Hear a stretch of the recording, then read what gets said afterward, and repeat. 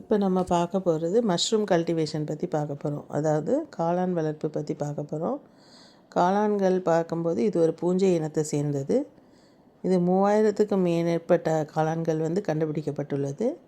அதில் 3 வகை காளான்கள் மட்டும்தான் எடிபிள், அதாவது உண்ணக்கூடிய காளான்கள்.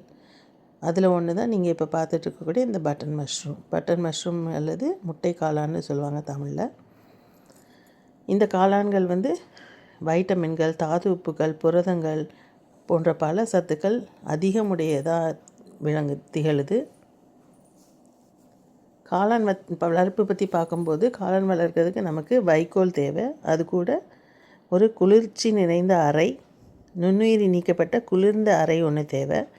அந்த குளிர்ச்சியை பாதுகாத்துக்கிறதுக்கு நம்ம என்ன பண்ணலாம், அந்த அறை மேலே சாக்கு போட்டு அது மேலே தண்ணி நிறைய ஊற்றி வச்சுருந்தோன்னா அந்த அறை எப்போவுமே குளிர்ந்த அறையாக காணப்படும். இது சிறிய அளவில் செய்யும்போது சின்ன சின்ன ஓலை குடிசைகளில் இல்லை சின்ன அறைகளில் இந்த மாதிரி பண்ணலாம். அப்படி இல்லைன்னா பெரிய அளவில் வணிக ரீதியாக பண்ணும்போது பெரிய கட்டடங்களில் செயற்கை முறையில் குளிரூட்டப்பட்டு செயற்கை முறையில் நுண்ணுயிரிகள் நீக்கப்பட்டு பல அறைகள், பல அடுக்குகள் கொண்ட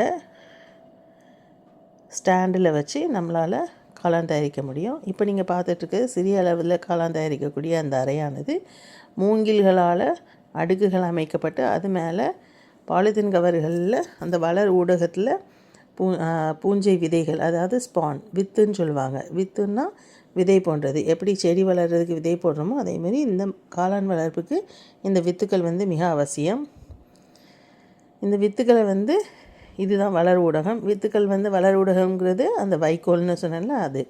இந்த வித்துக்கள் அந்த வளர் ஊடகத்தோடு சேர்க்கப்பட்டு அது அந்த குளிரூட்டப்பட்ட நுண்ணுயிரி நீக்கப்பட்ட அறைகளில் பாலித்தீன் கவர்களில் அடுக்குகளால் அமைக்கப்படும் போது வளர்க்கப்படுகிறது. அது எப்படி செய்யணுங்கிறத பற்றி நம்ம இப்போ பார்ப்போம். அந்த வைக்கோலானது என்ன பண்ணப்படும், இப்போ நீங்கள் பார்த்துட்ருக்கிறது அந்த வைக்கோல், அதாவது பூஞ்சையோட வேர், மைசீலியம்னு சொல்லுவாங்க, வளர்ந்து காணப்படுது. இது எப்படி தயாரிக்கிறாங்க அப்படின்னா, அந்த வைக்கோலை சிறு சிறு துண்டுகளாக வெட்டி அதை என்ன பண்ணுவாங்கன்னா அதிக வெப்பநிலை கொடுத்து அதை கொதிக்க வைப்பாங்க.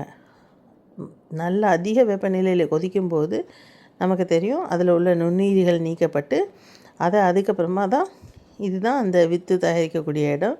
அந்த வைக்கோலை அதிகமாக வெப்பநிலை கொடுத்து அதில் உள்ள கிருமிகளை நீக்கி அதுக்கப்புறமா அதை குளிர்ந்த இல்லை சூரிய வெளிச்சம் இல்லாத ஒரு இடத்துல அதை காய வைப்பாங்க. சூரிய ஒளி படக்கூடாது. அது காஞ்சதுக்கப்புறமா என்ன பண்ணணும், ஒரு பாலித்தீன் பை எடுத்து பாலித்தீன் பையில் ஒரு 15லேருந்து 20 சென்டிமீட்டர் உயரத்துக்கு இந்த வைக்கோல்களை எடுக்கணும். அதுக்கப்புறமா அந்த வித்துகள் சொன்னோம்ல, காளான் வளர்க்க தேவையான விதை, ஸ்பான் சொல்கிறது, அது ஒரு அடுக்கு வைப்பாங்க.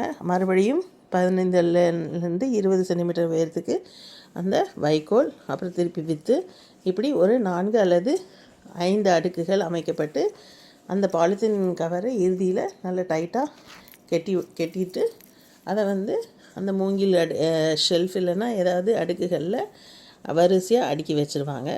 இது எல்லாமே எங்கே இருக்கும்னா நுண்ணுயிரி நீக்கப்பட்ட குளிர் ஊட்டப்பட்ட அறையில் வச்சு வளர்க்கணும்.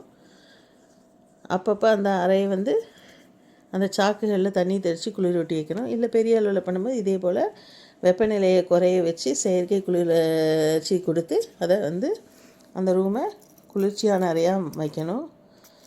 இது காளான் அறுவடை நீங்கள் பார்த்துட்ருக்கிறது. அதிக அளவில் உற்பத்தி செஞ்சு அறுவடை பண்ணுறது தான் நீங்கள் பார்த்துட்ருக்கீங்க. காளான்களை பற்றி இப்போ இவ்வளோ நேரம் நீங்கள் பார்த்த வீடியோவில் உங்களுக்கு புரிஞ்சிருக்கும்னு நினைக்கிறேன்.